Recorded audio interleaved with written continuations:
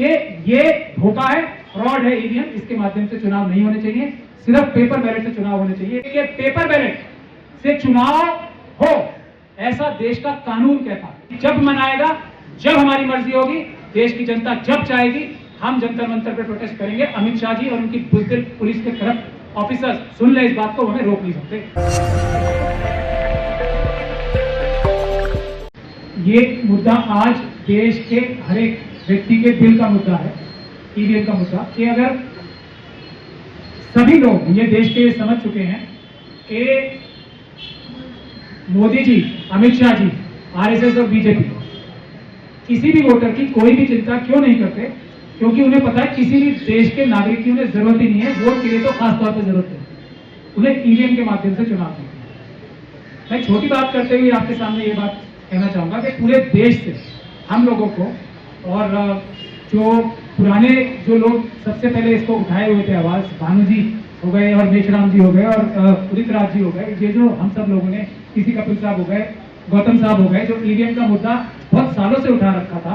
ये 3 चुनाव जो अभी मध्य प्रदेश, छत्तीसगढ़ और राजस्थान में कांग्रेस हारी, और ये कांग्रेस की बात नहीं है, तब पूरे देश से हमें फोन आने शुरू हो गए कि आप लोग ये बहादुरी के साथ और ईमानदारी के साथ ये मुद्दा उठाओ, ये आपकी आवाज नहीं है, देश की जनता की आवाज है।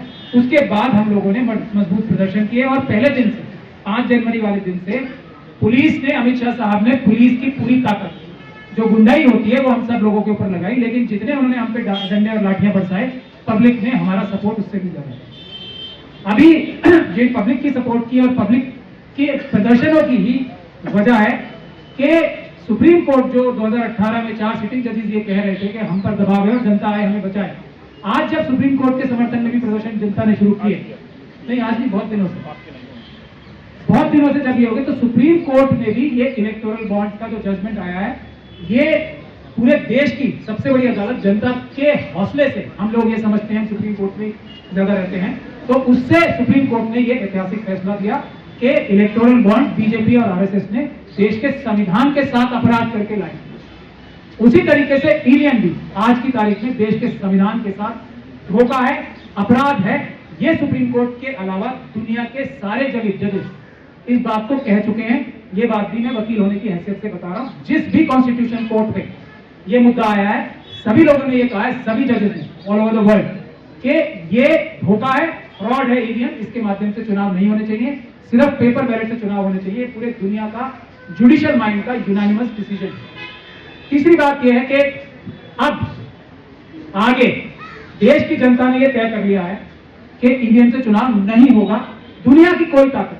और आज हम बहुत खुश हैं इस बात के लिए कि देश की सबसे बड़ी ऑपोजिशन पार्टीज और दूसरी भी, अरविंद केजरीवाल जी ने, गौतम जी यहाँ मौजूद हैं, उन्होंने भी और दूसरी पॉलिटिकल पार्टीज ने ईवीएम के नकार दिया है और पेपर बैलेट के बारे में बात कर रहे हैं। तो हम लोग अपने आप में देश की जनता की तरफ से भी आप सब लोगों का धन्यवाद करते हैं।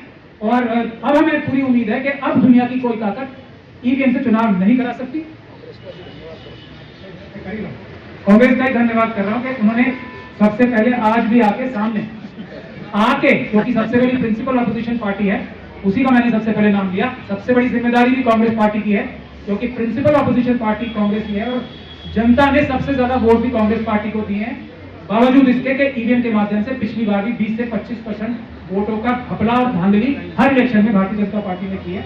तो ये एक रिप्रेजेंटेशन है कि कांग्रेस पार्टी आई है, तो इसका मतलब बहुत ही ज्यादा इस वक्त पूरे सारे पॉलिटिकल पार्टी जो एनडीए और आरएसएस बीजेपी के साथ नहीं है, वो एकजुट है, पेपर बैलेट से चुनाव करना चाहते हैं। एक आखिरी बात करके मैं अपनी बात खत्म करना चाहूंगा कि हम लोगों ने प्रेजेंटेशन की है, और आज भी मैं एक बार ये अपनी लीगल ओपिनियन डिटेल में कोई भी मुझसे पूछना चाहे, हम चुनाव आयोग को, मोदी जी को, आरएसएस को, ये खुला चैलेंज है, ये जो बात मैं कह रहा हूं। ईवीएम, पेपर बैलेट से चुनाव जल्दी हो सकता है, पेपर बैलेट से चुनाव सस्ता होता है, पेपर बैलेट से सबसे ज्यादा सुरक्षित चुनाव होता है। इसके लिए हम किसी भी दिन कहीं भी डिबेट करने के लिए तैयार हैं। और आखिरी बात यह कि पेपर बैलेट से चुनाव हो ऐसा देश का कानून कहता है, ईवीएम से चुनाव हो ऐसा देश का कानून, आज का कानून नहीं कहता, आज का कानून नहीं। पेपर बैलेट से चुनाव होने के सारे प्रावधान मौजूद हैं।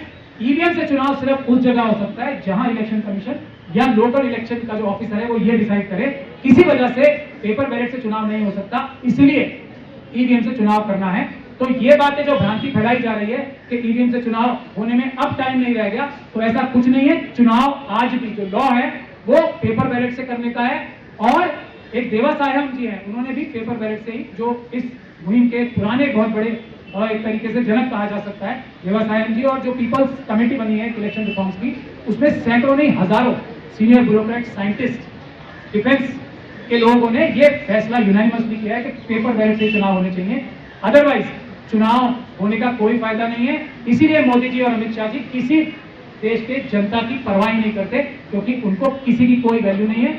इसीलिए हम सबको मिलकर ये संकल्प लेना चाहिए। और 22 तारीख का प्रोग्राम भी अभी उदित राज जी जो आदेश करेंगे, मैं आखिरी बात ये और कहना चाहता हूँ कि ये ऑर्डर जो 144 धारा के तहत किया, ये कानूनी रूप से गैर कानूनी है और अपराध है जो एडिशनल डीसीपी साहब ने किया है। हम उस अपराध के खिलाफ कानूनी कार्रवाई करेंगे दिल्ली में, और खासतौर पर जंतर मंतर पे किसी भी प्रोटेस्ट को रोकने की पावर दिल्ली पुलिस के पास नहीं है। 2020 का जो ऑर्डर है वो उन्होंने अपने 144 के जो ऑर्डर निकालते हैं उसमें जिक्र ही नहीं किया। बाद की जजमेंट वो है जो अमित एक सानिज करके बीजेपी की ऑफिस बेरर थे, उन्होंने डाली थी।